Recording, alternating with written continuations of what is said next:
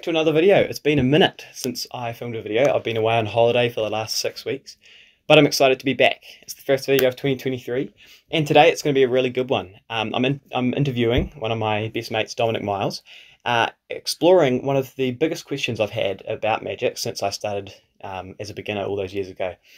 And it's, how do you study magic books? You see, magic books are typically, some of them are quite old, written in the early 1900s, but they're typically really information dense and hard to get a lot out of. So I wanted to explore that question, and I thought, who better to get on than Dominic? You see, Dominic is an expert with cards.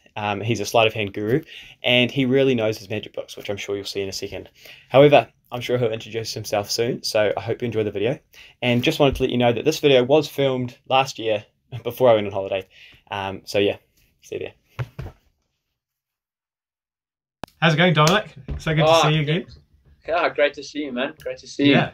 Great to catch up. Well, I'm so glad that you agreed to do this because you're one of the top people I think of when I'm thinking of magic books. Oh. In terms of studying them hard and appreciating them. In fact, why don't you start? Do you want to tell everyone a little bit about yourself, like maybe how long you've been doing magic and a few other things? Yeah, sure. So yeah, as you know, my name's Dominic. I have been friends with Caleb for about maybe 6-7 months now. Not too long. Each other. Yeah. Haven't met you in person yet, but that's gonna happen soon enough, hopefully. One day. Yeah, man, I've been seriously playing around with cards for probably about just under 4 years now. I was interested in magic when I was probably maybe 10, 11 years old. But yeah, I had a little bit of a break because I play a lot of cricket. My dream is to play professional cricket, so that took up a lot of my time. But in the later years of my schooling, I got back into card magic and have just been, it's a real therapeutic thing that I like to do. It helps me switch off and relax. That's good. Awesome. Yeah. Okay, so first question, and I'm curious to hear your thoughts on this. What are the pros and cons of magic books versus video downloads, which are kind of two of the main sources of media in Yeah, no, that's an interesting one. I'll start with books. In my opinion, I reckon the best kept secrets are written down in books. I think there's a lot of people that don't read magic books and aren't familiar with them and the content that they have. And I think if you want to stand out, especially in the world of card magic or magic in general, you want to be doing things that other people aren't. And I think reading and learning from books is probably the best way to do that. I also think another pro about learning from books is that when you learn from books, well, you have more of a chance of adding your own self-expression to what you have read and just taken in, because everyone will read something and take it in their own way. Whereas, for example, a video download, you're seeing how someone does it and you're trying to match them completely, and it doesn't give you that chance to have that sort of creativity of imagining how it would look in your mind. I think everyone will have a different way of thinking how something's done, and I think also books tend to give more detail on certain topics. And then also my last point for pros for having books is that there's just something special about, picking up a book and just, reading and turning the pages. There's something magical about it. And having a bookshelf of books, as you know, is really cool. So then for videos, I'd say a nice thing about videos is that you have that visual aid of being able to see what you're learning. I think that's a very big thing, especially starting out in magic, because when you're not used to like all the technical terms and you might not have the sort of knowledge in your head of how certain things should look. I think video downloads can help a lot with that. And video downloads are also very easily accessible. It's very easy to go onto your magic website and just buy a download. It's that easy, where books you're having to wait for shipping, or you can access it anyway. You can and also it's a lot cheaper usually in terms of yeah. I mean, I guess you get more in a book, like there's more information density in a book. But if you want a Penguin lecture, you just buy it for $30 or whatever. No shipping costs or anything, and it's just like there instantly. So I guess there is that kind of instant gratification that is quite a big selling point for that kind of stuff. Okay, Dom, do you change the way you read a magic book depending on its contents and what it's about? At the moment, yes. Ultimately the goal for me is to read every book that I have in my library cover to cover. Insert photo of library. To be honest, it's more, if it's a theory book, I'm probably reading it cover to cover. And if it's a trick book, unless I'm wanting to sit there and just read the whole thing, which I've done a couple of times. If I want to learn something from here, I'll just go read that and, you know, come back to it later. I think that you're right. Like, there is definitely some different categories of books. Like, obviously theory books, they're designed for you to read everything in them, because all of it is, it's not like tricks you can dip in and out of. And then there are like reference books, like a lot of Marlowe and Gambling Sleight of Hand, for example, where you're probably never going to read them cover to cover in your life. Like Revolutionary Card Technique is a pretty hefty book. It is. And though you could read it like cover to cover, it's but it's kind of almost designed as like a reference book, as well as just like a, if you want to kind of dive into something new, you can just open up a page and like get into it. And then there are of course books like, for example, some of Darwin Ortiz's books, which are just packed with routines, which also make sense to read cover to cover if you want to get through all of the routines in the book. So yeah, I would agree with you. You definitely change kind of how you think about reading it, depending on the book. The next question is, what are some better ways to remember what you read? Because I personally struggle to remember stuff, especially with theory books, which I really want to remember. And I don't want to have to like reread it every time I want to, you know, remember this stuff. Yeah. So what do you think? Yeah, I suppose again it comes down to what's the best way you learn. I mean, for me personally, I have to take notes, whether they be like taking notes in colors or drawing pictures and stuff. I don't know if this is going to come off as like obsessive or just very clever, but what I've done is like, for example, the theory books that I've read, what I've done is I've read the book once and then I've gone and read it again, and then I summarize each chapter. So for example, I've got an I'll just like buy like a notepad, and I'll just make notes on the book on the on different topics. So for example, this one was on designing miracles. So like I've got the different sort of topics and stuff written down. So if I want to go back to read about certain topics in the book, I've got this reference. There's actually I go one step further. I take the notes and I put them onto voice memo, so I can listen to them in the car or on the train or something like that. Great way to listen to your own voice. That's actually something I've heard you do. That I haven't heard of anyone else ever doing that, but I think it's actually a kind of underrated idea. To be honest, it does take time, and it does take a lot of brain energy. But I mean, to be honest, like in the end, it's worth it, I reckon, if you're trying to really absorb everything that they've written. And I suppose the most important thing is just got to make it fun. It can't be a chore. It has to be fun. I don't want magic books to feel like homework, because magic is something I do for fun, and I've got dyslexia, so reading is a bit of a struggle. But it's magic is something I enjoy, and I'll read the books. Yeah, and you're right, it's hard work, especially to write notes. I am especially really bad at writing notes, but like magic isn't supposed to be easy. Like there are so many like sleight of hand techniques that I spend hundreds of hours on, but I'm not willing to spend like 1 hour writing notes. And so it's like, come on.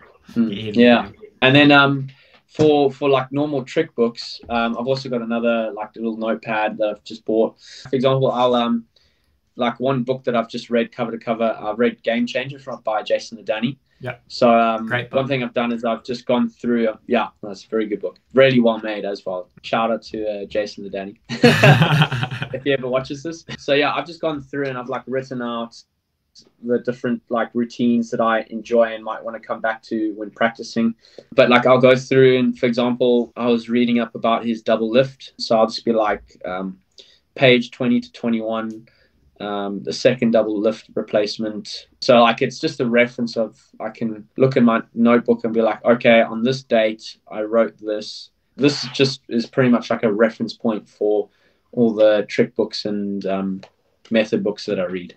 Yeah, and one thing that's worked for me, because like I said before, I don't enjoy taking notes a lot, but one thing that I love to do is I have an Excel like spreadsheet, and I will, anytime anything stands out to me in a magic book or in a download or anything, I'll literally just write down the name of it, or just like a reference for the sleight or the trick or whatever. I'll write the timestamp if it's a video, or the page number if it's a book, and then I'll just write like a short note saying like, I like this idea of vesting a card, or something quick. And then it's super like minimalistic. There's like a formula for how I can put it in, so then it's just bang bang bang. I don't have to write out thoughts. The other good thing about having it in an Excel spreadsheet is it's easy to reference. You can just like control F and find the thing. But if you don't like taking actual notes like me, that's another option which I found works really well. Well, I think that question's pretty well answered. Let's move on to the next one. Okay, 2 more questions. All right.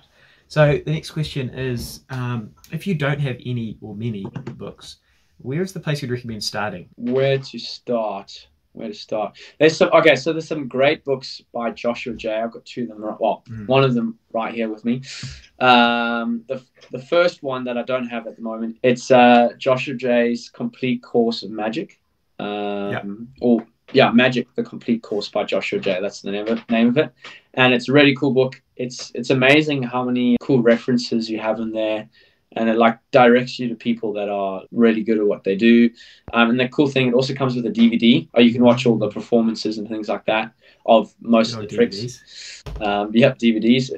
If anyone has a DVD player these days. Another really great book if you're starting out in cards is Joshua J's amazing book of cards. There's so many cool things in here. It also comes with a DVD, got signed as well. Yeah. Oh, boom. Really great book. Underrated, very much underrated. In this book, you're not only getting card tricks, like he's telling you a bit about the history of playing cards. Like there's some like arts and crafts in here as well. Yeah, you can make like a jumping frog out of playing cards. Like, how cool is that? How cool is that? So, I might have to get you to send that to me later on. Yeah. So no, it's not only card tricks. You get a whole array of other things. And then the next book is it's a Dover print, so it's the Royal Road Card Magic. This was the first book that I ever got. Again, really great book. It's very much underrated. Basically, the way this book works is each slide in each section has a chapter. And at the end of that chapter, you learn a trick that goes with the sleight or the concept that you've learned. So it's a really cool book in that you can learn something and then be able to do a trick straight away with it. Whereas with other books, like you have to learn a whole lot of things and then only can you do like a magic trick, which can be a bit disheartening. So the really nice thing about this book is you can learn something and then be able to do a trick straight away. And then if you're really wanting to spend some money on getting started, if you're really serious about it, you can't go wrong with Card College by Roberto Giobbi. There's 5 volumes of this. You can see all 5 volumes. But Card College, you can't go wrong. These books are so well made, really well written. This would probably be my best recommendation. Get volume 1 and 2 of Card College if you're wanting to start it. Yeah, and then 3, 4, and 5. 3 and 4 are more like advanced sleights, and then 5 has some like fully developed routines and from as well as some and again like with Royal Road Card Magic, when you learn a sleight in this book, at the end of that sleights chapter you have a trick. I agree with all that. I haven't got any of Joshua J's books, but I've heard really great things about them, so very good. Recommend it. All right, so we're on to the final question, which is the most fun one. Let's be honest here. Yes. If you were stuck on the proverbial desert island, what would be the 5 magic books that you would take? What are your top 5 magic books in your library that you have? This is a very difficult question, Caleb. I don't know why you asked it. Because of course my answer is going to be every book that I own. Okay. To be honest with you, this answer will probably change in the next while, but at this point in time, at this very moment, these are the 5 books that I selected. So starting off in 5th position, we have Lessons in Card Mastery by Darwin Ortiz. This book is incredible. I mean, I think anything written by Darwin Ortiz, as you know, and I'm sure most of the viewers know, is amazing. I mean, everything that I've done in this book for people, it's got such great reactions. And also everything in the books, in all of his books, is like tried and tested. Like he's performed them literally thousands of times before publishing them. I'd probably say it's probably got my favorite Darwin Ortiz routine in here. Oh yeah, what's that? It's I think it's called 12 the Hard Way. Yes. Yeah, 12 the Hard Way. That's my favorite routine. It's a pretty advanced book, but I think for anyone who's interested in learning really good card magic and enjoys the sort of gambling style of magic, highly recommend this book. You can't go wrong. So I've chosen the books with regards to different categories in magic. Like this one is like tricks and routines. The next one is more for creativity. I think you might know what I'm talking about. This book is If an Octopus Could Palm by Dan and Dave Buck. Of course you would put this in this list. Unfortunately, I wasn't able to get the first version of this book. I can get it now, but it's way too expensive because it's secondhand. You can only get them like on eBay for what, like $1,000 or something like that. So that's ridiculous. The really great thing about this book is it's filled with all these obscure and sort of abstract way of palming, stealing, and replacing playing cards. The majority of things in this book you won't really use in the real world. It's more for impressing all your magician friends, I think. It's definitely like a hobbyist's book as opposed to like a... Yes. You're not going to get like a lot of things that you can perform. No. So yeah, that was number 4, Knox Biscuit Palm. Continuing with the creative side of things. Now this does count as one book, okay? Because it's volume 1 and 2. The Books of Wonder by Tommy Wonder. These are incredible books. Tommy Wonder, if you don't know him, just what are you doing? Like go search him up on YouTube. Like he's insane. Tommy Wonder he's probably one of the biggest thinkers about magic, I reckon. This book is a mixture of theory and tricks.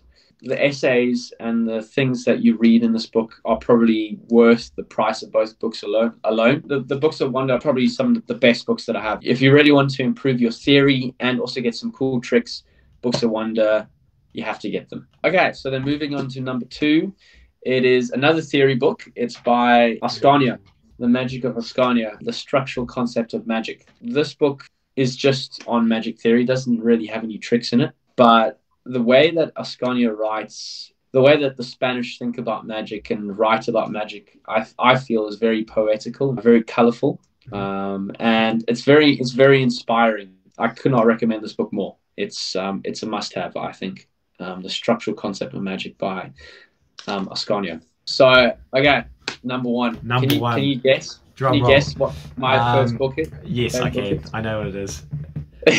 Should I say? It's by someone with the initials GH? Yes. Yeah.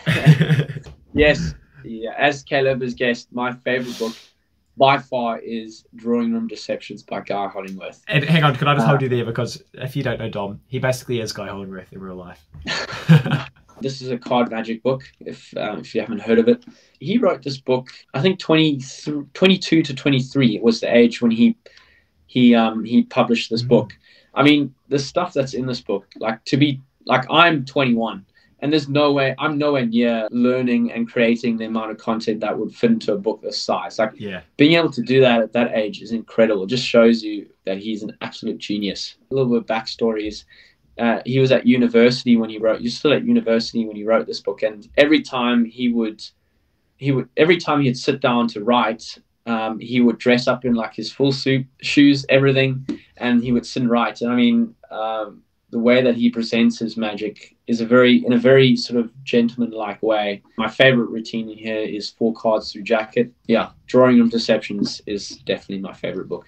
Yeah, I think a lot of people recommend that book. Like, it's often in a lot of like magic book top 5s, but I think like you especially, I know for a fact that you've like carefully studied it. Like you've gone through it. I don't know if you've gone cover to cover yet. I have, yeah. You have? I have. Yeah.